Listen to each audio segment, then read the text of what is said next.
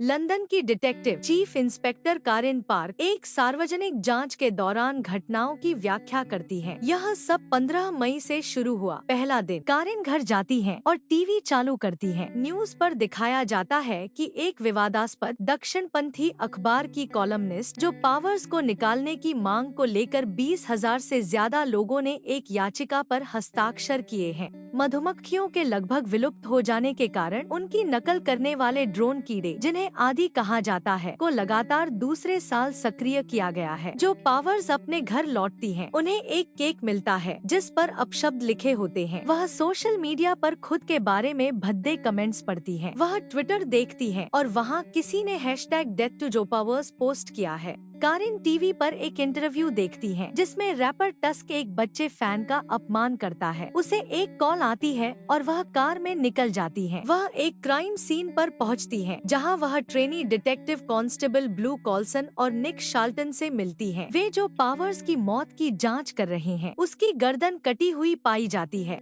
उसके पति के पेट पर भी चाकू से वार हुआ है, जो अब अस्पताल में भर्ती है। जबरन घुसपैठ के कोई निशान नहीं है। कारिन निक को कहती है कि वह कैमरे चेक करे और केक को टॉक्सिकोलॉजी के लिए भेजे। कारिन और ब्लू वहां से निकल जाते हैं। कारिन ब्लू को उसके घर ड्रॉप करती है क्योंकि ब्लू के पास ड्राइविंग लाइसेंस नहीं है। दूसरा दिन, कारिन पुलिस स्टेशन जाती है। सीसीटीवी फुटेज दिखाता है कि जो और उसके पति के अलावा कोई भी घर में नहीं गया। ब्लू ट्विटर खंगालती है और पिछले 48 घंटों में जो को मिली हर धमकी को इकट्ठा करती है। ने कारिन को बताता है कि जो का पति अब होश में है। वे अस्पताल जाते हैं। पति बताता है कि वह ऊपर गया जब उसने जो को चीखते सुना। वह अपने सिर को दर्द में पकड़ रही थी। फिर अचानक सब शांत हो गया और उसे झटके आने लगे। फिर उसने अपना सिर डेस्क पर पटका। उसने एक बोतल तोड़ी और खुद को काटने लगी। जब उसने रोकने की कोशिश की तो जो ने उसके पेट पर वार कर दिया और फिर अपनी गर्दन काट ली। वे लिजा बहार के घर जाते हैं जिसने वह केक भेजा था। ब्लू लिजा का ट्विटर फीड चेक करती है और देखती है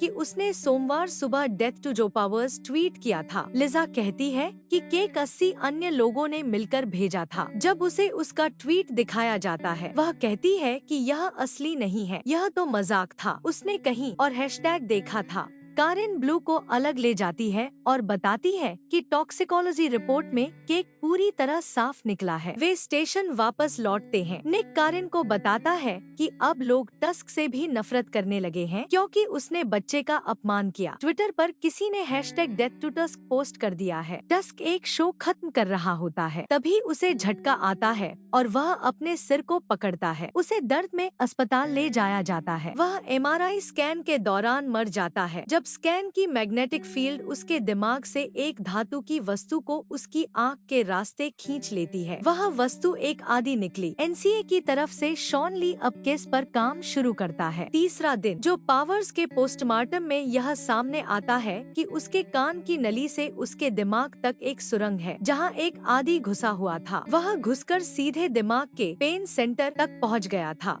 और उस दर्द को इतना असहनीय बना दिया गया कि कोई भी इंसान उसे रोकने के लिए कुछ भी कर सकता था, यहाँ तक कि अपनी ही गर्दन काट देना। वे दोनों ग्रैन्युलर कंपनी में जाते हैं जो ये ड्रोन बनाती है। पूरा आदि प्रोजेक्ट सरकार द्वारा फंड किया गया था। लोग मानते हैं कि सरकार इन मधुमक्खियों का इस्तेमाल जासूसी के लिए करती है। वे वनेसा डाल से मिलते हैं। वनेसा उन्हें रासमस जोबर्ग के पास ले जाती है जो इस प्रोजेक्ट का प्रमुख है। वह बताता है कि चूंकि असली मधुमक्खियां विलुप्त हो चुकी हैं, इसलिए अदिस ने उनकी जगह ली है। ये सोलर पावर्ड होती हैं। इन्हें नेक्टर की जरूरत नहीं होती, लेकिन ये परागण में मदद करती हैं। ये शहद नहीं बना सकती। ये फूलों की पहचान करने और रास्ता खोजने के लिए बेसिक विजुअल सेंसर का इस्तेमाल करती हैं। ये स्वायत्त हैं और खुद ही अपने कार्यों का प्रबंधन करती हैं क्योंकि हर एक को निर्देश देना संभव नहीं है। अदिस ने अपने हाइव्स बना लिए हैं जहां वे अपनी प्रतिलिपियां तैयार करती हैं। वह जो पावर्स के शरीर से निकाली गई मधुमक्खी की जांच करता है। कारिन सोचती है कि हो सकता है उनमें से एक मधुमक्खी हैक की गई हो, जो बहुत कठिन है लेकिन असंभव नहीं। रासमस उन्हें यूके के सभी हाइव्स दिखाता है। हर हाइव में 4000 मधुमक्खियाँ होती हैं और वे हर एक को ट्रैक कर सकते हैं। ब्लू जो का पोस्ट कोड दर्ज करती है और पता चलता है कि एक मधुमक्खी वहीं गायब हुई थी। रासमस को यह अजीब लगता है कि जब मधुमक्खियाँ एक हाइव से दूसरे में जाती हैं, तो वे जुरिस्डिक्शन बदलती हैं। लेकिन इस मामले में मधुमक्खी ने ऐसा करने की कोशिश की, पर दूसरी ओर कोई हाइव थी ही नहीं। ब्लू मानती है कि किसी ने एक नकली हाइव बनाकर एक कंट्रोलर से आदि को अपने कब्जे में ले लिया। कंट्रोलर की रेंज लगभग 20 मीटर होती है। शॉन कारिन से मिलता है और बताता है कि अब तक 1 से ज्यादा हत्याएं हो चुकी हैं। वह टस्क का वीडियो दिखाता है। ब्लू को डेथ टू हैशटैग का महत्व समझ में आता है। यह हैशटैग सबसे पहले कुछ डुप्लीकेट बॉट अकाउंट्स द्वारा इस्तेमाल किया गया था, एक गेम ऑफ कंसिक्वेंसेस के रूप में, यानी एक नापसंद प्रतियोगिता। जिस नाम पर सबसे ज्यादा हैशटैग चलाया जाएगा, वह हर दिन शाम 5 बजे के बाद अगला टारगेट बनेगा। पहले दिन 63 लोगों ने इसे जो पावर्स के लिए इस्तेमाल किया। दूसरे दिन 223 लोगों ने इसे टस्क के लिए इस्तेमाल किया।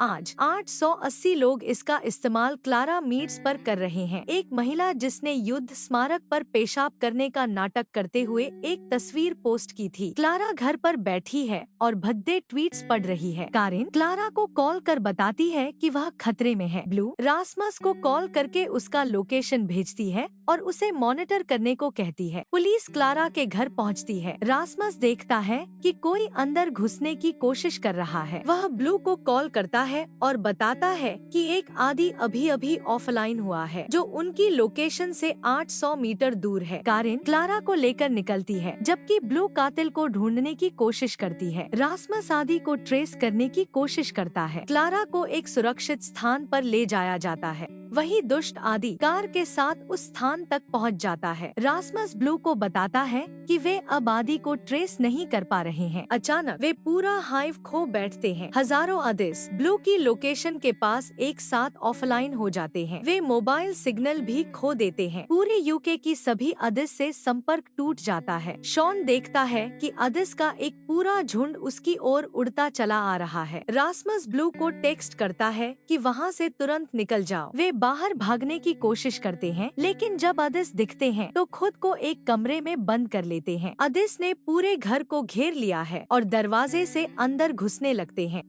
जब वे खिड़की तोड़ने की कोशिश करते हैं तो वे खुद को बाथरूम में बंद कर लेते हैं। आदिस बाथरूम में घुस जाते हैं। वे एग्जॉस्ट फैन के जरिए अंदर आते हैं। उनमें से एक क्लारा की नाक के रास्ते घुसकर उसके दिमाग में पहुंचता है। वह झटकों से कांपने लगती है और उसकी मौत हो जाती है। शॉन रासमस पर गुस्सा करता है और कहता है कि इस गड़बड़ को जल्दी से ठीक करो। ब्लू जानना चाहती है कि एडीआई ने क्लारा की पहचान कैसे की, क्योंकि कमरे में 3 लोग थे, लेकिन वे केवल क्लारा पर ही हमला करते हैं। उसे विश्वास है कि एडीआई चेहरे की पहचान का उपयोग करते हैं। रासमस खुलासा करता है कि सरकार के समर्थन की एक शर्त थी एडीआई के विजुअल फील्ड्स तक पहुंच। इसका मतलब है कि सरकार एडीआई का इस्तेमाल लोगों की निगरानी के लिए कर रही है, पूरे देश में सर्विलांस। रासमस बताता है कि अब वे पूरी तरह से लॉक आउट हो चुके हैं और कुछ नहीं कर सकते। चौथा दिन लोगों को अब हैशटैग वाली मौतों के बारे में पता चल गया है। हजारों लोग यह हैशटैग इस्तेमाल करने लगे हैं। ब्लू उस एडीआई से कनेक्ट करने की कोशिश कर रही है जो के शरीर से बरामद हुआ था। शॉन टॉम पिकरिंग से मिलता है, जो एक चांसलर है और फिलहाल उस हैशटैग में नंबर 1 पर है। वह चाहता है कि शॉन पूरा सोशल मीडिया बंद कर दे। शॉन उसे मना करता है, क्योंकि अगर सिस्टम बंद भी हो गया तब भी टॉम नंबर 1 रहेगा। शॉन सुझाव देता है कि टॉम को किसी सुरक्षित स्थान पर ले जाया जाए। कारिन टेस वॉलेंडर का इंटरव्यू लेती है, जो ग्रैन्युलर की जूनियर कर्मचारी थी और उसने एक मानसिक रूप से अस्थिर व्यक्ति की तस्वीर ली थी, जो मेट्रो में उसे परेशान कर रहा था। टेस बताती है कि उसे ऑनलाइन इतनी नफरत मिली कि उसने आत्महत्या करने की कोशिश की। उसकी फ्लैटमेट गैरेट स्कोल्स ने उसे बाथटब में पाया था। गैरेट को टेस में दिलचस्पी थी, वह भी ग्रैन्युलर में एडीआई पर काम करता था। ब्लू और निक कारिन को उस घोषणा पत्र के बारे में बताते हैं जो उन्हें एडीआई के सिस्टम में गहराई में मिला था। शॉन टॉम को अपनी टीम की लाइव फुटेज दिखाता है, जिसमें वे एडीआई को उड़ा रहे हैं। वह टॉम को बंकर में भेजने और 10 मील की सीमा में सभी हाइव को नष्ट करने की योजना बनाता है। अचानक लाइव फुटेज में दिखता है कि उसकी टीम पर हाइव हमला कर रही है। ब्लू घोषणा पत्र का प्रिंट लेती है। निक बताता है कि गैरेट 6 महीने पहले देश छोड़ चुका है। घोषणा पत्र में खुलासा होता है कि गैरेट का मानना था कि इंसान क्रूरता में आनंद लेते हैं और यह एक कमजोरी है जिसे मिटा देना चाहिए। निक ऑनलाइन जाता है और ट्वीट करता है, डेथ टू गैरेट। ब्लू उसकी लोकेशन ट्रेस कर लेती है। घोषणा पत्र में लगी तस्वीर के मेटाडेटा से गैरेट अपना नाम उस हैशटैग में देखता है। पुलिस उसके स्थान पर पहुंचती है। वे घर पर छापा मारते हैं, लेकिन वहां कोई नहीं मिलता। ब्लू घर से एक हार्ड ड्राइव बरामद करती है। रासमस मानता है कि वह हार्ड ड्राइव उसका हैकिंग टूल किट थी, जिसे वह एडीआई तक एक्सेस पाने के लिए इस्तेमाल करने की कोशिश करता है। ड्राइव में उन्हें एक फाइल मिलती है जिसमें 3,87,000 डिवाइसों के IMEI नंबर होते हैं। ब्लू समझ जाती है कि यह उन सभी लोगों की सूची है जिन्होंने हैशटैग का उपयोग किया।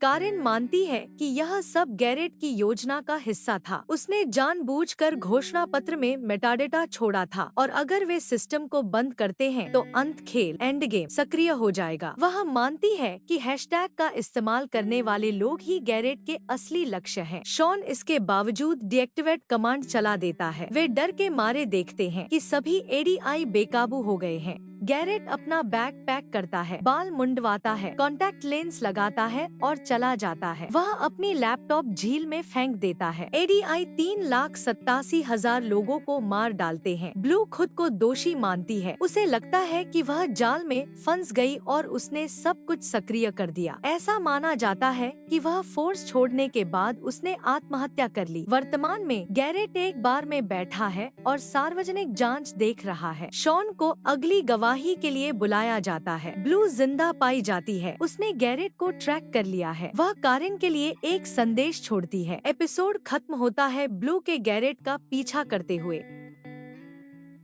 चैनल को लाइक और सब्सक्राइब करना ना भूले।